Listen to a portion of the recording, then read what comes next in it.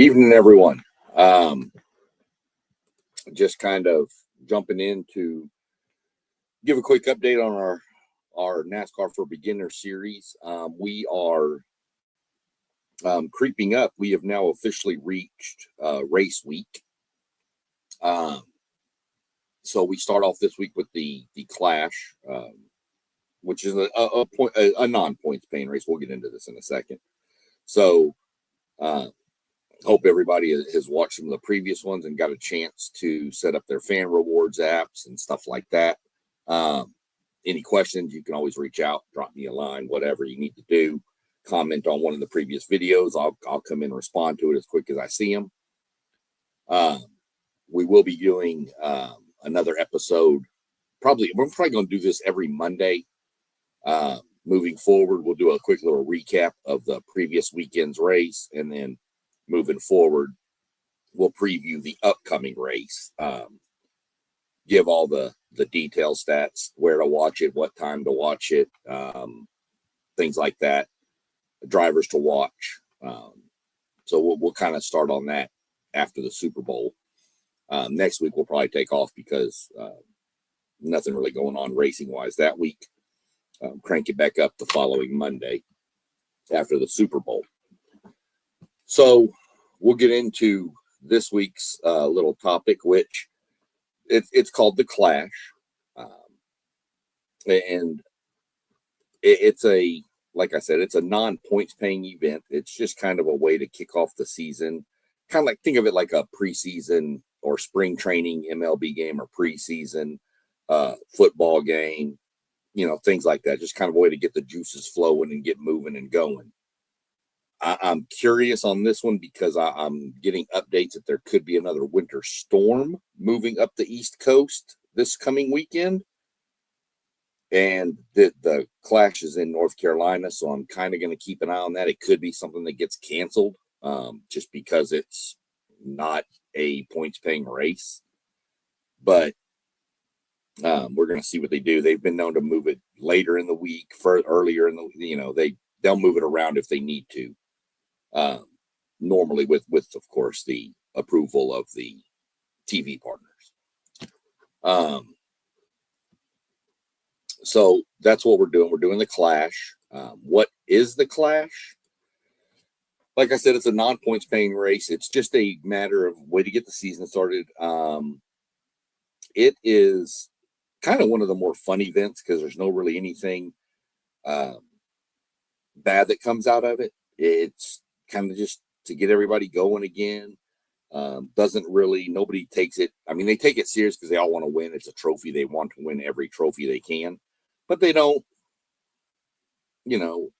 if you get wrecked or something, or somebody bumps you out of the way, you don't get as mad as you would during the regular season. When is it and where is it? Well, it's 2 different days. It's Saturday, is the 31st, is going to be practice and qualifying and the heat races. And we'll get more into that here in a second. The Saturday events will be on FS1. And if you bear with me, I'm going to get you the times for that. But that'll be on FS1 starting around 6 o'clock Eastern time. And then, of course, the main event would be Sunday, February 1st, and it will begin. The coverage for the main event is 8 p.m., but there'll be a race before that at 6 p.m. And we'll tell you what that race is here in just a second, too. So the next one is people always want to know, how does it work different than any other race, things like that. Well, this is not a full race. This is not most Cup car races, NASCAR Cup Series, have 36 cars in them. Some you'll notice will have 38. Sometimes it'll be 41. It just varies on what the race is. I think Daytona normally has 41 or 42. So this one's a little different, as it's only 23 people get to race in it now. I did mention it was at Bowman Gray. which is a very, very, very, very short track. Tons of chaos, kind of a weird configuration. Call it the Madhouse. If you look up the documentary, The Madhouse, you'll see why they call it the Madhouse. It's known for numerous fights. There's videos out there with dads and daughters fighting dads and sons. It's crazy. But the format for it is you're going to have practice and qualifying on Saturday, and then they'll turn around and run heat races Saturday, and then they'll turn around and on Sunday they'll run the last chance qualifiers, and then of course the main event will be run. So that's how the format works, and the times and the channels to watch it on. If I think I mentioned it that it was on Fox. The original Fox is the Sunday. FS1 is Saturday. How do the heat races work? Okay, well, before you get to the heat races, I mentioned practice and qualifying. So practice and qualifying will be split up into groups. Practice will go on. It's, just get out there and run for some laps. I think it's timed. Sometimes they trip it, they move it around and stuff. But they do practice. And what they do with practice is there'll be 3 different groups that'll go out and then in the third session, they each get 3 sessions. In the third session, every group, whoever is the fastest in that group, that'll set the lineups for the heat races. So let's say the fastest person in practice is me, then I'm first on the first heat race. And we've got a couple of people y'all have seen on here before. Let's say Moss or whatever, some of the other people up here. Moss, he comes in second fastest in practice. Well, he starts the first on the second heat race. And let's say my buddy Doug, he finishes, he has the third fastest time in practice. He now starts first on the third heat race. And then the fourth person, fastest time, fourth heat race. And then it just kind of cycles back through where like 5th place will be second place in the first heat race. 6th place will be second place in the second heat race. And you work your way down the list till all the positions are filled. Now, there'll be 36 cars doing the practice and qualifying, at least 36, sometimes 38, try, whatever. Those will try for the heat races. So after practice and the lineups are all set, then they start the heat races. And when the heat races start, then you'll take the first heat race, and it's a 25-lap sprint. There's no other way to put it. They're really fast, really fun, really high drama, lots going on. And out of that first heat race, the top 5 will advance. Of course, all 4 heat races. The top 5 in each heat race automatically advance to the main event on Sunday. And that'll also, we'll get into how that's set, because it'll set your lineup for the races by this too. But you move on from that. That's the heat races and how they're going to work. So, pretty much practice, and you got the top 5 are locked in. So then you'll say, well, what happens to the other people that aren't in the top 5? Well, those people who don't, from 6 through say 12, those people go to Sunday, which is at 6 p.m. on Fox, the last chance qualifier. You'll hear it mentioned as an LCQ. And that's your last chance to qualify. So that race is a little longer. That's a 75-lap race. But only the top 2 qualify from that race. So first and second are the only ones that advance to the main event. So you really, your goal is to be in the top 5 in your heat. But if not, you still got one more chance to make it. And in some cases, 2 more chances, because there's one extra wild card position that I'll explain here in a minute. So that's what happens to those not in the top 5 in their heat. So then the lineup will be set based on the heat races. So the winner of heat race 1 will start first. The winner of heat race 2 will start second. And this is in the main event. The winner of 3 and the winner of 4 will make up the first 2 rows, pole position, second, third, and fourth. And then they'll fill in from there. Second place in heat 1 will be the 5th place person. Second place in heat 2 will be the 6th place person. And it'll walk it through in order, all the way down through the top 20. So then the final 2 places will be number 21 and 22. There's 23 cars that start, that are able to make the qualifier. So you got the first 20 in with the heat races. Now you got the next 2 in through that last chance qualifier. So there's still 1 spot left, and that's what I mentioned as the wild card. What that is whoever was the highest in the 2025 point standings at the end of the year that is not already qualified for the event is in. They automatically get a wild card and they start 23rd, last car in. Last year, for an example, Ryan Blaney was first in points, but didn't make, I think it was last year or 2 years ago, but he didn't make the main event through his heat races or the last chance qualifier. But because he finished this previous season in first place in points, he was already guaranteed a spot. So he didn't really matter. I mean, he could have gone out there and just not even tried in the first heat races or whatever, and he was still going to be in. He had a guaranteed spot. So if you're a driver that finished like 9th or 10th in the point standings last year and you have a rough go, you're hoping that the top people in front of you all qualify, because then you're the first one, you're guaranteed a spot at that point. So Fox will do a really good job explaining how it all works. Probably better than I do. I try my best, but this is a lot different than any other event NASCAR runs, just because the only thing that's somewhat similar to it is the All-Star race, which is normally in the middle of the year. We'll get into that later, of course. But the Clash is just something that's totally different. It is a very short track. Like I said, 25 laps will go by extremely fast. They normally run those 25 lap heat races in probably about 10 minutes. But that's different because it can vary because they don't count yellow flags. So if somebody wrecks or spins out, they're going to throw a caution, but the lap count stops. Only laps that count in this whole event are the green flag laps, which is totally different than anything else NASCAR does.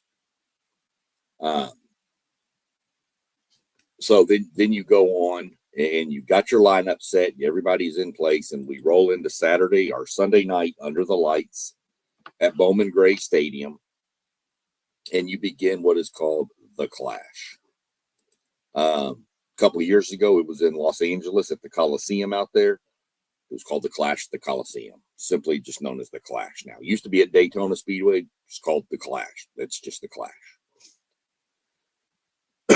Some people, I was going to name this broadcast NASCAR for Beginners Part 9, the Clash, but I thought that it might confuse some people if they didn't read the whole thing and be looking for either Rock the Casbah or Should I Stay or Should I Go, or a breakdown of some the British pop rock group, the Clash, and I didn't want to confuse people, so we'll just leave it with NASCAR. The main event, though, when it kicks off, is 200 laps. It's really 2 races of 100 laps. They race for 100 laps, and then there's a mandatory time to break. Gives kind of everybody a chance to go back, change tires, make some adjustments to your car, get a drink if you're the driver, stuff like that, because you're going to have no time. Even if you have a water bottle in your car, you're not going to have time to take a drink on that short of a track with 22 other cars on the track. So it's still the same way, though. Only green flag events count. You can't have a caution with 1 lap to go. If you do, they will crank up and they'll run 1 lap And if there's a wreck on that lap, they'll roll them up and do it again until they finish under green. So it's it's a pretty interesting little race. Like I said, it's a good race to watch. There's not really much else going on a Sunday night right now with the Super Bowl. That's kind of why NASCAR does it. They kind of bookend the Super Bowl with the Clash the weekend before, and then of course Daytona the weekend after. So they kind of bookend the Super Bowl because there's really not a lot else going on Sunday night, minus maybe NBA or something like that. But they'll have a pretty good audience that can tune in for people that want to check out something different, something you're not used to seeing, something that might just pique your interest. I know I've mentioned before, a lot of people like F1 and Indy cars and stuff, and this is just totally different. Those cars don't normally get near each other, and normally your winning margin is huge in those races. Not so much in NASCAR. You have beating and banging and bumping, and you have sometimes races that are decided by thousandths of a second, photo finishes, still for everything is used to determine who crossed the start finish line first. So kind of where we're at with the Clash. It's a little shorter episode because the Clash is a much shorter race. There's not really much to get into more than what we did. Fun event. I'd encourage you, if you're not doing anything else Sunday night, just tune in and kind of check it out. The Madhouse is a crazy place to watch a race. Some of the stands are literally like 2 feet from the racetrack. It's pretty crazy. So I'd suggest tuning in. If you want to check out something a little different you've never seen, check it out. Check out the documentary. Pretty sure it's on one of the streaming services called The Madhouse. You can also watch on, I think for people that may not have cable or a way to watch Fox, I think if you have a smart TV, a Roku, I know on Roku's channel list, their live Roku channel, they do broadcast the NASCAR channel, and so does Tubi. And they're free on there. You can watch them for free. And they're actually going to, I believe, broadcast everything from Bowman Gray this year. So if you don't have cable and you still want to watch, you should be able to watch through one of those two. I'm going to go verify that, and I may do a quick little edit follow up on this just to verify. But I know last year they did, and I'm almost positive I saw it, that they're going to be broadcasting it all on the NASCAR channel. I'll double check on that and let everybody know. So other than that, well, let me see. It looks like I might have it right here. So give me 1 second. Let's see. That's Friday. That's Saturday. Well, it shows FS1. Let me see. Sunday shows just Fox, and Sunday shows Fox. So I'll do some digging on that, and then I'll jump on and do a quick little live, probably Wednesday, or as soon as I find out what's going on. Plus, I'll follow up and I'll put another post out, another little short 5-minute video with just seeing if they're going to race based on the weather patterns and stuff. So just, keep tuned into the channel. You'll see all of our channels that we run. We have numerous guys running different stuff. You got WTP for Life. You got Level Up Sports 10. You got Parlay Poe, who runs the Blitzburg podcast. You got Post Game of the Post Game 86 podcast. You got City League TV, which is, on Facebook and YouTube. I believe both of them do a lot of local stuff, local sports. You got One Take Zaya down there. He's getting cranked back up again. He rebranded. He used to be FanDuel Zay. So check him out. And, I'm SEC Sean. I'm on there with a bunch of different topics as well. We all get on there. We'll be live. We go live. Somebody's live almost every night.